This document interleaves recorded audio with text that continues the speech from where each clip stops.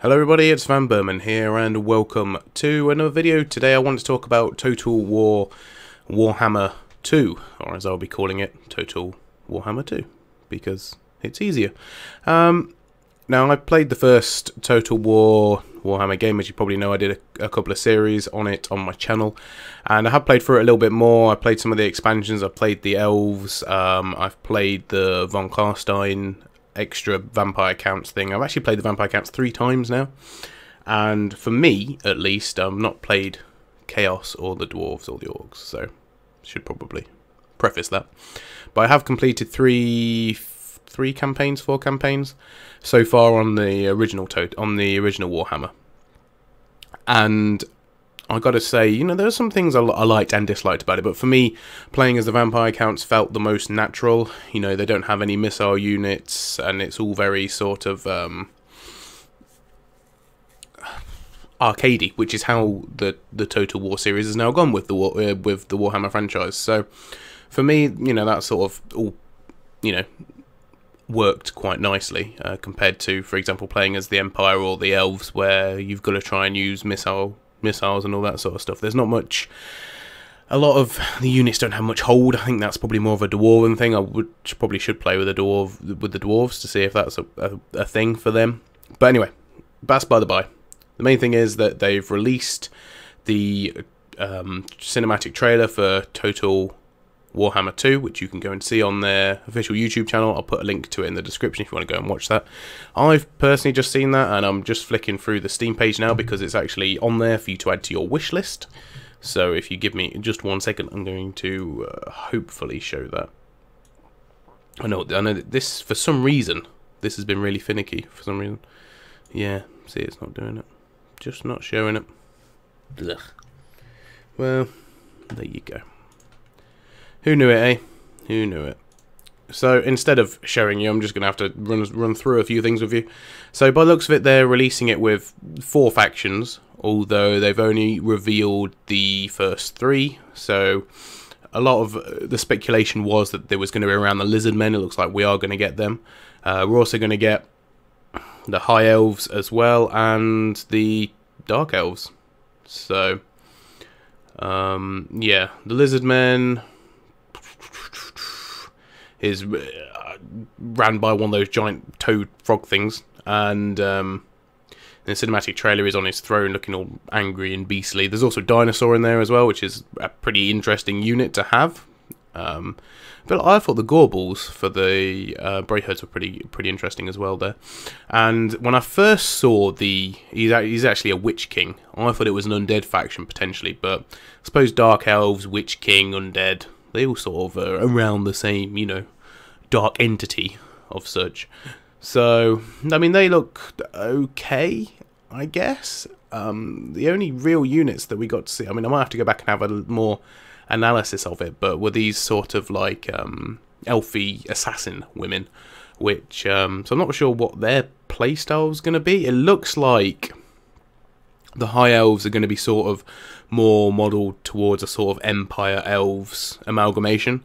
The lizard men perhaps more like chaos, and I'm not really too sure about the dark elves. Maybe it's sort of vampire count slash elf theme to it, but the guy looks pretty cool. He looks like I mean, I'm not sure which faction I really want to go and see. I'm guessing that by the looks of it, the high elves have got some pretty good magic, so that'll be quite interesting to see. And they also teased at the end, it's quite obvious, but they've got a rat turns round, you know, razor red eyes just glimmering into the lens, and obviously that's going to be the Skaven. I'm guessing that they're going to release the 3, so the lizard men and the 2 elf factions, as part of the base game, and then they'll offer the Skaven as pre-order DLC, which I'm not massively keen on the prospect of that. I mean, I know they did that last time with Chaos, but you had the 4 core factions, which in the end they actually fleshed out really well. Obviously, then we got Bretonnia. So a lot of people were speculating that the Skavens would be in the first Warhammer, but for it to be a main one in this one, it feels like this is less of a standalone title and more of a sort of continuation of the first one. I know they're releasing it as a fully fledged game. It sort of feels like what Napoleon was to Empire, this is to the original Warhammer, Total War Warhammer. So I'm not keen at the minute. I'm a bit perturbed. I will obviously get it. I'm looking forward to playing with all these different factions, but I've not really enjoyed how the game plays. I, just thrive on that whole wanting a more medieval experience with, troops holding their own, fighting gritty battles. I think probably I need to go back and play Attila, don't I? But or as and when we get this expanded mod for the Seven Kingdoms, which is the Game of Thrones mod for Attila, if they brought out a campaign of that would be pretty cool. But anyway, that's by the by. That's just me. So yeah, I don't know what you guys are thinking about this at the minute, but I'm looking forward to it. I have heard there's going to be 3 games altogether, so there is going to be a trilogy. So I don't know enough about the Warhammer, lore or anything like that to know what other factions there are. I could go and look it up, but I can't be bothered, so I'm not going to. But and I've heard that eventually at the end all 3 parts will cluster together and you'll have one massive campaign map, which if so would be really, probably the biggest, or at least one of the biggest campaign maps we've had, I would have said. So, yeah, I don't know, a bit underwhelmed. I sort of felt like perhaps maybe they should have done and then a historical one and then a Warhammer one, then a historical one, but I guess it makes sense I presume they're going to use the same engine for all 3 if they're going to eventually stitch them all together. So, in terms of graphics and all that jazz, I think we're going to be looking at pretty much exactly the same as we were for the first Warhammer. So I guess it sort of makes sense they will have to release it year on year. So next year we're going to have Warhammer 3, the end of the trilogy, just because obviously it keeps on the same engine. If the graphics are very similar, then you would expect them to release it fairly shortly after each other, just in order to maintain continuity, I suppose. And then if they want to, then they'll develop or enhance their engine past that to the the new game, whatever that happens to be. So it was all very interesting to see how it is going on.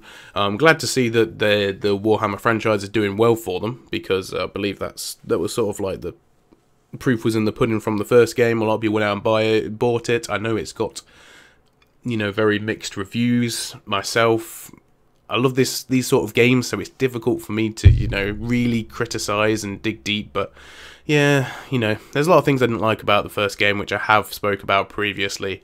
And it's widely sort of recognised as some of the flaws of the game. None of them, I don't think, are going to be addressed, just because of what I mentioned before about it all having to come together in the end. So, that's just the way it is. I guess we'll have to see. But please, after Warhammer, please make a Total War Lord of the Rings game, if you're watching. Please, just do it. My life will be fulfilled. I know we've had some great mods. I'm really looking forward to Rise of Mordor. I'm getting off on a tangent now, but I don't care. And yes, I would just love to see an officially licensed Lord of the Rings Total War. Until then, I guess I've got Shadow of Mordor coming out in August, so I get to go and play that. So I'm really looking forward to getting my hands on that when that does come out. And hopefully that will live up to the hype. And hopefully this game, I go into it fairly low or fairly middling expectations, and I think it will probably hit that. It's probably going to be, like I say, a continuation of the first game. But if you guys are really stoked for it, really excited for it, let me know. And yeah, just a good sort of talking point at the minute and about these, these Total War games and where the future is. We know we've got it set out for this year and next year as well, at the very least. But I do feel, that's one thing I was going to say, I feel like because they're releasing this as a standalone game, we're sort of missing out a little bit on content because of the low amount of playable factions. Well, that's what it looks like anyway. So unless we hear some more news about it, which I presume will be coming, but they're very much focused on these 4 iconic races, playable races, 4 races, 1 goal, all that sort of stuff in the marketing. So potentially that's what it might be, all it is, unless they bring out a few downloadable races, like they did with the first game. But I don't know. Then again, if you take the original Warhammer, Total War Warhammer, from when it first released to how it is now, it's way more fleshed out. There's obviously loads more new factions, obviously within different races, and it does feel like much bigger, much nicer, you know, much more rich game. So potentially the same thing. Why do you keep saying potentially? Potentially the same thing will happen with this, and I think probably the proof will be in the pudding. You'll have to give it a couple of months until it's been out before, you know, we really see what the game is looking like. But I am looking forward to picking it up, and as soon as I'm able to pre-order it, I'll be pre-ordering it, I would have thought, and yeah, it'd be good to see. I can't remember don't know what the next game is I'm waiting to come out on now, but still playing Zelda. Anyway, thanks for watching, guys. I'll see you all very soon. Goodbye.